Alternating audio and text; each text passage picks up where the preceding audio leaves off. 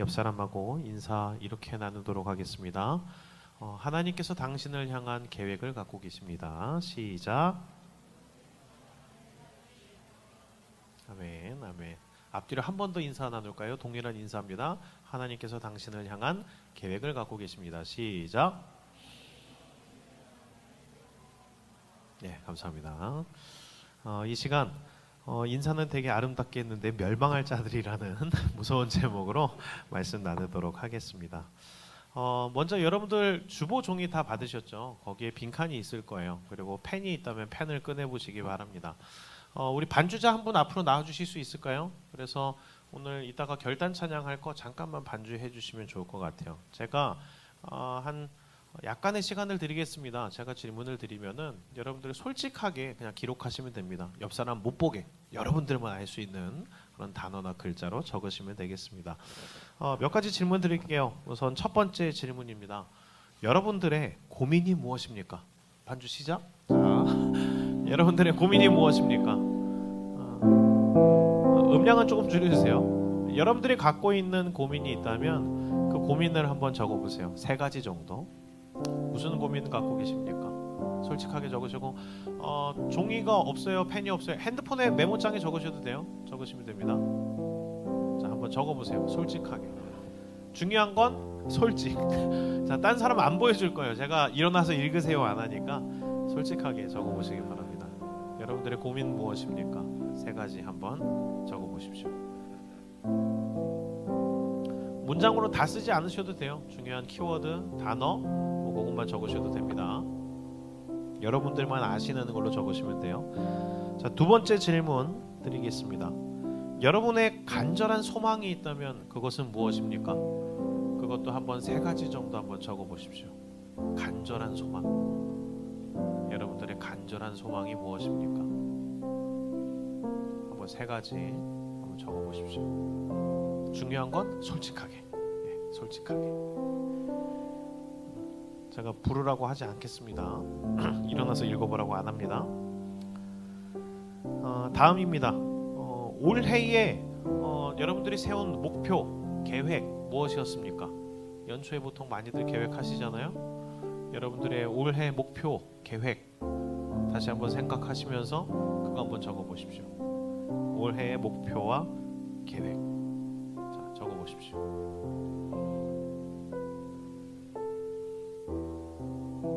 목표와 계획 무엇이었습니까? 생각을 해보십시오.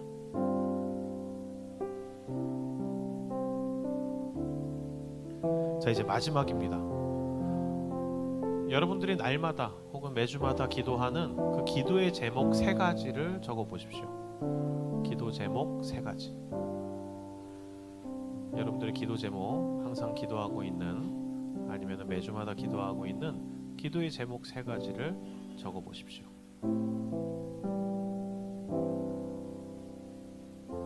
오늘 말씀에 있어서 이게 되게 중요한 부분입니다. 그러니까 꼭 적어보십시오. 적어보시기를 바랍니다.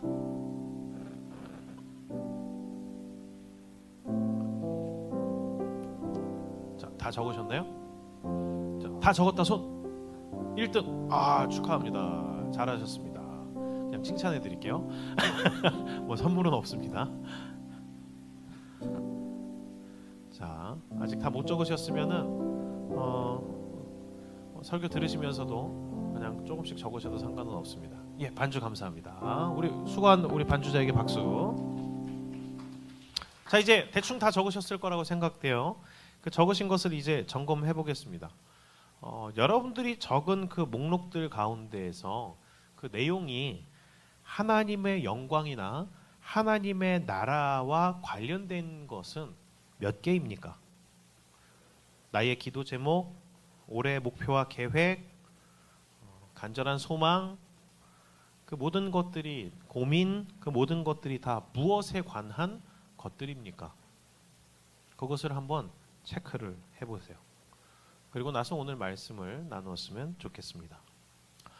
오늘 말씀은 사실 지난 새벽 기도 때에 제가 전했던 말씀을 그대로 가져왔어요. 그 말씀을 준비하기 전에 우리 청년들과 같이 나눔을 하면서 고민을 상담을 하면서 제가 되게 놀랬던 부분이 있어요. 그게 뭐냐면 그 청년들의 사실 그 고민하는 그 고민들의 대단히 큰 부분이 이 부분과 연관되어 있다. 이게 없다라는 것을 발견하게 돼서 내가 말씀을 잘못 전하고 있었나라는 생각이 들 정도로 좀 대단히 충격을 받았습니다. 그래서 오늘 메시지를 꼭 전해야겠다는 생각이 들었고 새벽기도 마침 이 본문이 와서 야 이거는 우리 청년들에게 꼭 전해줘야 되는 메시지다라는 생각이 들어서 다른 게 아니라 그냥 그 메시지를 가지고 왔습니다. 그래서 오늘 이 말씀을 나눕니다. 지금 우리 새벽에 계속 읽고 있는 우리는 구약 그 창세기부터 시작해서 매일 새벽마다 한 장씩 성경을 읽어가면서 말씀을 나눕니다. 그 본문 말씀이 미가서였어요. 이 미가서 특히 이제 우리가 오늘 2장을 읽었는데 이 미가서 2장의 내용은 뭐냐면 사회적인 불의. 그 지금 이 미가는 이제 남유다에서 활동했던 선지자인데 그 남유다 하나님의 백성들이 모여 있는 나라라는 이스라엘 가운데에서도 사회적 불의가 대단했어요. 그 가운데에서 이 미가가 무엇을 얘기하냐면 심판을 예언하고 있는 겁니다. 그래서 이 미가서 2장에서는 무엇을 얘기하냐면 이 사람들은 멸망당할 자들이다라고 하면서 특정한 자들을 지칭하면서 하나님의 분노를 표출하고 있습니다. 이 하나님이 어느 정도까지 그 분노를 표출하셨는지를 보자면 이러합니다. 우리 3절 말씀 한번 같이 읽도록 하겠습니다. 3절 시작. 그러므로 여호와의 말씀에 내가 이 족속에게 재앙을 계획하나니 너희의 목이 이에서 벗어나지 못할 것이요 또한 교만하게 다니지 못할 것이라 이는 재앙의 때임이라 하셨느니라. 아멘. 뭐라고 말씀하시냐면 하나님이 지금 재앙을 계획하신다라고 지금 표현을 하고 있습니다. 지금 하나님이 너희들한테 어떤 재앙을 어떻게 내릴까 계획 짜고 있는 중이야. 이런 식으로까지 말하실 정도로 지금 대단히 분노하셨고 구체적으로 재앙을 내릴 것을 계획을 세우고 계십니다. 그렇다면 누구에게 하나님이 이렇게 화가 나셨을까요? 또 왜 화가 나셨을까요? 우리 1, 2절을 보도록 하겠습니다. 1, 2절 같이 읽습니다. 시작. 그들이 침상에서 죄를 꾀하며 악을 꾸미고 날이 밝으면 그 손에 힘이 있으므로 그것을 행하는 자는 화 있을진저 밭들을 탐하여 빼앗고 집들을 탐하여 차지하니 그들이 남자와 그의 집과 사람과 그의 산업을 강탈하도다. 아멘.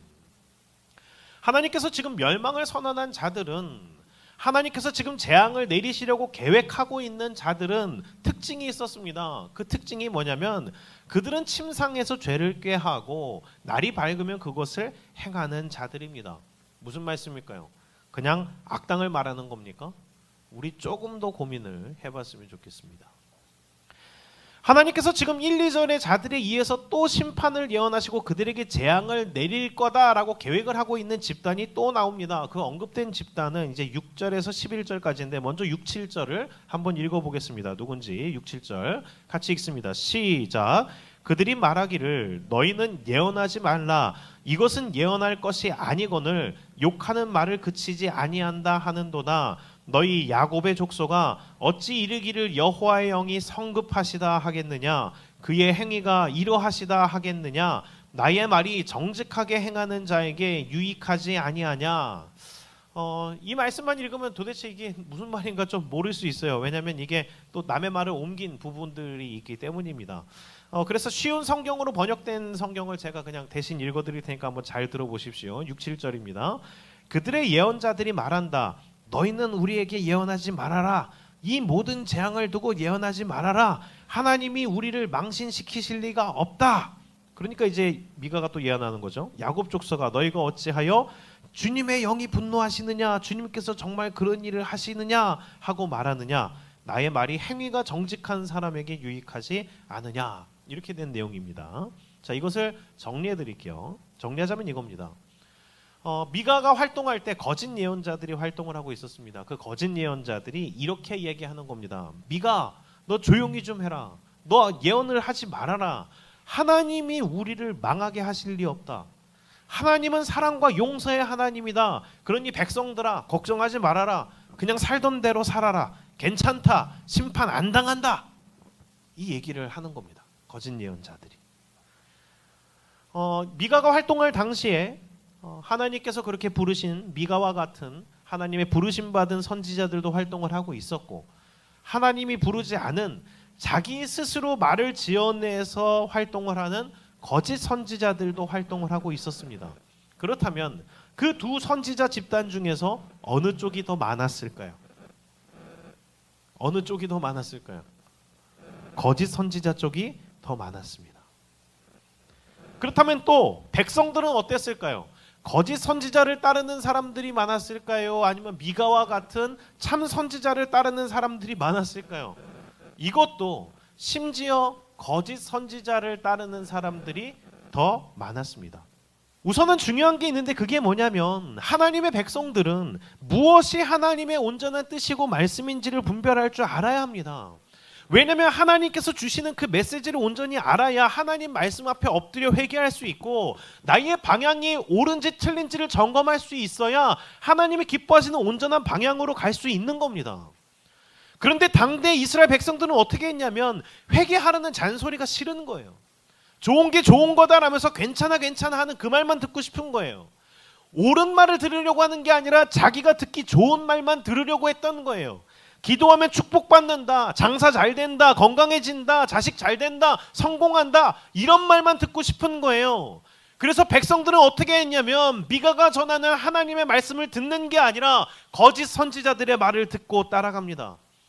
그들이 말하는 대로 괜찮다, 멋대로 해라, 하던 대로 해라, 헌금만 많이 하면 된다, 그냥 너 살던 대로 살아라, 그 말들을 들으면서 세상 사람들과 똑같이 탐욕스럽게 가난한 자들을 집에서 쫓아내며 어린아이의 푼돈까지 빼앗으면서 자신의 욕심을 채우면서 살아가고 있었던 겁니다. 이런 상황에 대해서 이스라엘 백성들을 개탄스러워하며 이 미가가 비유로서 이렇게 말한 게 11절 내용입니다. 우리 11절 말씀 같이 읽어보도록 하겠습니다. 11절 같이 읽겠습니다. 시작. 사람이 만일 허망하게 행하며 거짓말로 이르기를 내가 포도주와 독주에 대하여 내게 예언하리라 할 것 같으면 그 사람이 이 백성의 선지자가 되리로다. 아멘. 무슨 뜻입니까? 헷갈리죠? 우리말 성경으로 번역된 내용 읽어주자면 이러합니다. 만약 허풍과 허위에 찬 사람이 속이기를 내가 너희를 위해 포도주와 술에 대해서 예언하겠다 하면 그가 바로 이 백성에게 적합한 예언자일 것이다 라고 한 게 이 내용입니다. 이게 뭐냐면 미가가 이제 이 어리석은 이스라엘 백성들을 비꼬면서 하는 말인 겁니다. 원래 하나님의 말씀, 원래 선지자는 예언을 해야 되는데 그 예언은 무엇에 관해서 해야 되는 겁니까? 하나님에 관해서 말씀을 전해야 되는 겁니다. 하나님에 대해서 말하는 게 예언인 겁니다. 하나님의 마음, 하나님의 계획, 하나님의 뜻을 전하는 게 예언입니다. 그냥 당신이 무엇을 먹을지 무엇을 마실지 앞으로 뭐 돈을 얼마나 벌게 될지 이걸 얘기하는 게 아니고, 결혼을 언제 하게 될지 대학 언제 가게 될지 이걸 예언하는 게 아니라, 어떤 술이 맛있고 어떤 술이 더 독한지에 대해서 말하는 게 아니라, 선지자를 통해서 들어야 될 말씀은 하나님의 바른 기준, 하나님의 뜻에 대해서 들어야 된다는 겁니다. 그런데 백성들이 어떤 이야기를 쫓고 있다는 겁니까? 그들의 일상 가운데에서 이 술이 더 독합니다, 이 술이 더 맛있습니다 라는 말을 듣고 싶어 한다는 겁니다. 목사님 저 결혼 언제 하죠? 그거 들으러 여기 왔습니까? 목사님 저 언제 성공하나요? 그거 들으러 여기 왔습니까?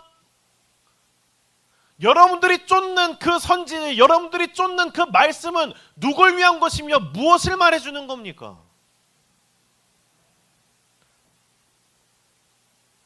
성경에 언급된 침상에서 죄를 꾀하는 힘이 있는 자들, 하나님의 뜻과 진리가 아니라 듣기에 좋은 말만 하는 거짓 선지자들, 그리고 그런 자들을 뒤따르는 자들, 이런 사람들을 오늘 말씀은 멸망당할 자들이라고 얘기를 합니다.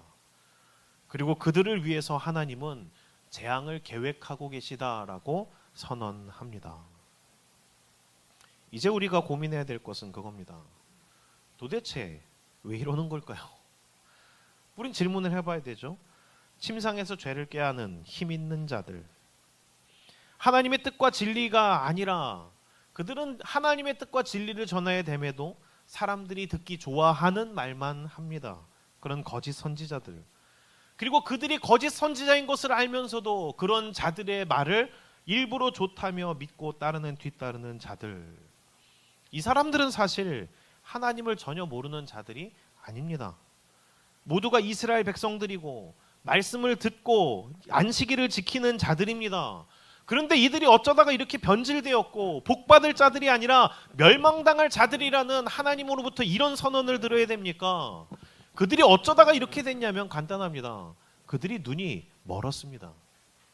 그들은 지금 분간을 못하는 상황이 되었습니다. 하나님의 심판이 임박한 상태, 영적인 대단한 위기의 상태가 뭐냐면 다른 게 아닙니다. 자기가 지금 무엇을 잘못하고 있는지를 인지 못하는 상태, 그 상태가 가장 위험한 상태입니다. 지금 이 멸망당할 자들은 자기의 욕망에 사로잡혀서 자기가 지금 하나님으로부터 얼마나 멀어졌는지를 인지하지 못합니다. 그들의 모든 생각과 중심이 자기에게 가 있고 모든 고민과 계획이 지극히 단순합니다. 뭐냐면 이거죠. 어떻게 돈을 더 모으지? 어떻게 더 벌지? 어떤 걸 더 가져야 되지? 어떤 걸 더 먹어야 되지? 하나님이 보이지 않고 하나님의 말씀이 들리지 않는 상태 가운데에서 모든 시선이 자기에게 가 있습니다. 그들은 자기의 욕망을 채우는 일에 바쁘고 그 인생의 모든 시간이 자기를 위해서 쓰입니다.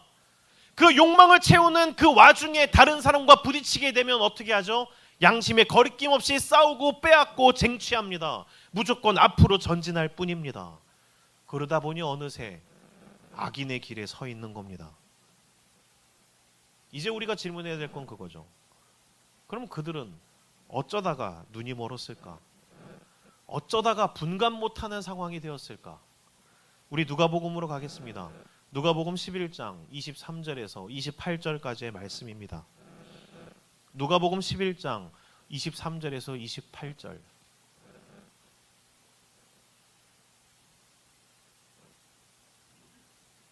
우리 교도고리 읽고 마지막은 같이 읽도록 하겠습니다. 다 찾으셨습니까? 교독하겠습니다. 나와 함께 하지 아니하는 자는 나를 반대하는 자요, 나와 함께 모으지 아니하는 자는 해치는 자니라.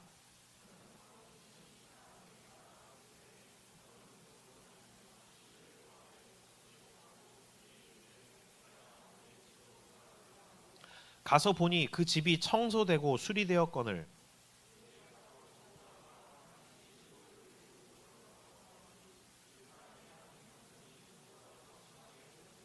이 말씀을 하실 때에 무리 중에서 한 여자가 음성을 높여 이르되 당신을 뵌 태와 당신을 먹인 젖이 복이 있나이다 하니 예수께서 이르시되 오히려 하나님의 말씀을 듣고 지키는 자가 복이 있느니라 하시니라. 아멘. 예수님께서 간략하게 집과 귀신의 비유를 들으면서 말씀하셨습니다. 이 말씀의 핵심이 무엇입니까? 예수님이 비유하신 이 말씀의 핵심은 이겁니다. 집이 비어 있으면 안 된다라는 겁니다. 이 비유에서의 핵심은 집은 우리의 마음을 상징하고 우리의 마음은 비어있는 채로 있을 수 없다라는 것을 설명하는 겁니다. 예수님과 함께 모으지 않는 자는 결국 해치는 자의 자리에 간다라는 겁니다. 모 종교에서는 이렇게 얘기하죠. 그냥 욕심을 비우라고, 무상무념의 경지에 이르라고 합니다. 산에 들어가면 무상무념해집니까? 비워야지 하면 비워집니까? 안 됩니다. 어떻게 해야 됩니까? 우리의 마음은 비어있는 채로 있을 수 없습니다. 채워야 되는 겁니다. 무엇으로 채우느냐입니다. 내 안에 무엇으로 채우느냐에 따라 우리에게서 나오는 게 달라지는 겁니다. 그렇다면 우리는 무엇으로 채워야 됩니까? 예수 그리스도로 채워야 합니다. 성령 하나님으로 우리의 마음, 우리의 생각, 그 모든 것들이 가득히 채워져야 다른 것이 틈타지 않을 수 있다라는 겁니다. 예수를 믿는다 하지만 예수님이 그 안에 없습니다. 나는 기독교야 라고 하는데 그 생각과 그 마음 가운데 하나님의 말씀이 없고 하나님의 뜻이 없습니다. 예수를 믿는다, 사랑한다 하는데 그 마음 가운데 하나님을 향한 마음이 없습니다. 그냥 비워진, 어쩌다가 감동만 받았던, 말씀 좋네, 오늘 울면서 기도했어, 그러고 끝난 마음, 일상생활 가운데 하나님을 향한 목적과 계획 없이 그냥 비워진 마음 어떻게 될까요? 시간 지나면 오히려 하나님의 이름을 거론하며 자기의 욕망을 채우는 괴물이 되어버립니다.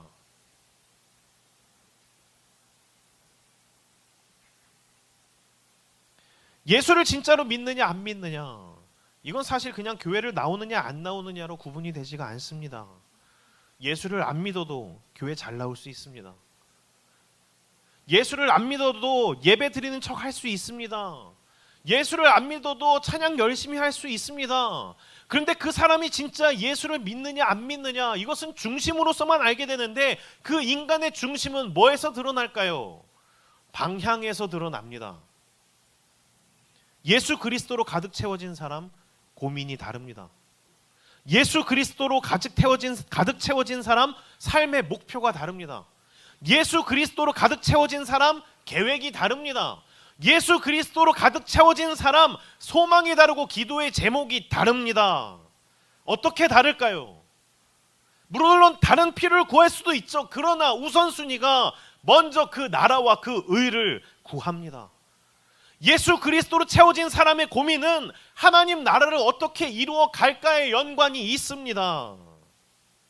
대표적으로 예수로 충만해서 살았던 사람이 있습니다. 누굴까요? 신약시대의 바울입니다. 빌립보서 1장을 보면 그는 이렇게 고백합니다. 빌립보서 1장 20절에서 21절 말씀 우리 함께 읽어보도록 하겠습니다. 시작. 나의 간절한 기대와 소망을 따라 아무 일에든지 부끄러워하지 아니하고 지금도 전과 같이 온전히 담대하여 살든지 죽든지 내 몸에서 그리스도가 존귀하게 되게 하려 하나니 이는 내게 사는 것이 그리스도니 죽는 것도 유익함이라. 아멘. 바울은 원래 예수 믿는 자들을 핍박하던 사람이었습니다. 유태인 커뮤니티 가운데서 성공하기 위해 누구보다 애쓰는 사람이었고 또한 그랬기에 인정받는 사람이었습니다. 그랬던 그지만 모든 것을 버리고 예수를 따르게 되었습니다. 그리고 예수를 믿게 된 이후로 바울의 일생은 놀랄 만큼 쓰임받는 인생이 되었습니다. 바울이 전도를 하는 가운데 수없이 많은 고난을 겪었습니다. 강도의 위험, 산의 위험, 바다의 위험, 겪을 수 있는 수많은 위험들을 겪고 목숨의 위기를 겪었지만 그는 끝끝내 모든 삶을 투자해 수많은 유럽의 전 세계 가운데 하나님의 교회를 세우고 놀라운 복음의 증거자로 살 수 있었습니다. 그럼 어떻게 그는 그럴 수 있었을까? 간단합니다. 그의 마음 가운데 예수가 넘쳐났기 때문입니다. 그가 했던 이 빌립보서의 고백 내용 이 말입니다. 나의 간절한 소망, 나의 간절한 기대, 그것은 오직 나를 통해 예수 그리스도가 존귀히 여김을 받는 것입니다. 내 안에 예수님이 살아계십니다. 그래서 저는 죽어도 좋습니다. 예수 그리스도로 가득 차 있는 이 바울은 오늘 말씀 1, 2절에 나왔던 자들과 매우 대조적입니다. 거짓 선지자들과도 완전히 반대입니다. 왜 그럴까요? 목적이 다릅니다. 소망이 다릅니다. 그 기도의 제목이 다릅니다. 그 계획이 다릅니다. 바울이 바라고 원했던 것은 예수 그리스도가 존귀 여김을 받는 겁니다. 바울이 간절히 소망했던 건 예수 그리스도를 온전히 세계에 전하는 겁니다. 바울의 기도 제목은 온 세상에 예수 그리스도를 전함으로 제자들이 세워지는 겁니다. 바울이 간절히 바라고 계획했던 것은 하나님 나라를 이 땅 가운데 이루는 것이었습니다. 누군가는 침상에서 자기의 유익과 이득을 위해서 골몰하며 해가 뜨면 자기의 욕망을 이루기 위해 애를 쓰는데 바울은 오직 예수, 오직 그리스도로 가득 차서 하나님 나라 이루는 일에 고민하고 기도했습니다. 말씀을 마치겠습니다. 이제 우리가 여기서 봐야 될 것은 그겁니다. 멸망당할 자들의 모습과 바울과 같은 초대교회 성도들의 모습, 이 대조적인 상황 가운데에서 여러분들은 어디에 가까우십니까? 이제 여러분들이 맨 처음에 적으셨던 그 목록들을 살펴보십시오. 무엇을 계획하고 계십니까? 무엇을 바라고 원하고 소망하십니까? 여러분들의 간절한 소원이 무엇입니까? 내가 바른 신앙인인지에 대한 점검은 우리의 그냥 겉으로 드러나지 않습니다. 우리의 중심과 내면을 점검해 봐야 되는데 그것은 여러분들의 그 내면 깊은 욕망에 맞닿아 있습니다. 그것을 점검하십시오. 그냥 교회만 다닌다고 성도가 아닙니다. 예수 믿는 자들, 성도는 예수를 따라가는 자들입니다. 그 방향이 예수를 향해 있습니다. 우리의 방향이 예수를 향해 있지 않는데 어떻게 우리가 예수 믿는 자입니까? 그리스도는 예수를 따르는 자인데 예수를 보지 않고 어떻게 예수를 쫓는다고 할 수 있겠습니까? 개신교인이 반드시 숙지해야 될 기본 교리를 집대성한 책이 있습니다. 웨스트민스터 소요리 문답이라는 겁니다. 그 웨스트민스터 소요리 문답은 107개의 질문과 답으로 되어 있습니다. 이게 기독교의 정통 교리서인데 거기에 나오는 첫 번째 질문, 기독교인이라면 당신이 예수를 믿는다고요? 그럼 이 문답을 하셔야 됩니다. 질문하겠습니다. 기독교인이라면 이렇게 답을 하셔야 됩니다. 라는 그 안내서에 나온 첫 번째 질문이 있습니다. 그게 뭡니까? 사람의 제일 되는 목적이 무엇입니까? 라고 하면 기독교인은 어떻게 대답해야 되냐면 이렇게 대답해야 됩니다. 사람의 제일 되는 목적은 하나님을 영화롭게 하는 것과 영원토록 그를 즐거워하는 것입니다. 이게 성도의 고백입니다. 성도는 뭐 하는 사람이라고요? 하나님께 영광 올려드리는 사람입니다. 성도는 무엇을 기뻐한다고요? 하나님 그분 자체를 기뻐합니다. 그래서 성도가 되는 겁니다. 세상 사람들 즐기는 거 다 똑같이 즐기고 똑같이 먹고 똑같이 마시는 데에 관심이 쏠려 있는 게 아니라 그래도 그 시작이 다릅니다. 그 좋아하는 게 다릅니다. 그 목적이 다릅니다. 그 고민이 다릅니다. 그 기도의 제목이 차이가 있습니다. 그들을 성도라고 말합니다. 그렇습니다. 여러분들의 인생의 목적이 무엇입니까? 어딜 향해 가십니까? 여러분들의 고민이 어디에 가 있습니까? 무엇 때문에 여러분들은 고민하고 생각하고 계획하십니까? 무엇을 소망하십니까? 그것에 세상 사람들과 차이가 있습니까? 어디에서 여러분들이 성도라고 말할 수 있겠습니까? 밤에 자기 전에 끊임없이 고민합니다. 쿠팡과 인스타, 페이스북을 들락거리며 쟤는 이걸 먹었어. 난 내일 이걸 먹어야겠어. 쟤는 이걸 샀어. 나도 그럼 저걸 사야겠어. 끊임없이 침상에서 고민하고 또 고민하다가 내일 내가 힘이 있게 되면 그것을 쟁취하느라 바쁩니다. 그것이 전부인 인생, 성도라고 할 수 있습니까? 오늘 여러분들이 듣기에 대단히 기분 나쁜 설교를 드렸습니다. 근데 기분이 나쁜 것에서 끝내지 마십시오. 설교는 여러분들 기분 좋아라고 하는 게 아닙니다. 기분이 좋아지려면 개그 콘서트를 가십시오. 여러분들이 예배를 드리는 예배자고 성도라면 하나님 앞에 서십시오. 여러분들의 삶을 하나님의 말씀 앞에 내어놓으십시오. 그리고 여러분들이 성도의 길을 갈지 안 갈지를 하나님 앞에서 결정하십시오. 여러분들이 생각하는 그 영원할 것 같은 것들, 여러분들을 만족시켜 줄 것 같은 것들, 사실 그것들이 여러분들을 행복하게 하지 못합니다. 여러분들의 외모, 여러분들이 어떠한 대단하다 여기는 그것들 몇 년이나 갈까요? 여러분들이 대단하다 여기는 인기 몇 년이나 갈까요? 여러분들을 행복하게 해줄 수 있을 것 같은 그 돈, 그 몇 년 동안이나 쥐고 들어갈 수 있을까요? 우리는 결국 하나님의 심판대 앞에 서게 됩니다. 우리는 결국 하나님 앞에 서게 됩니다. 그때 여러분들은 무엇을 자랑할 겁니까? 무엇을 말할 겁니까?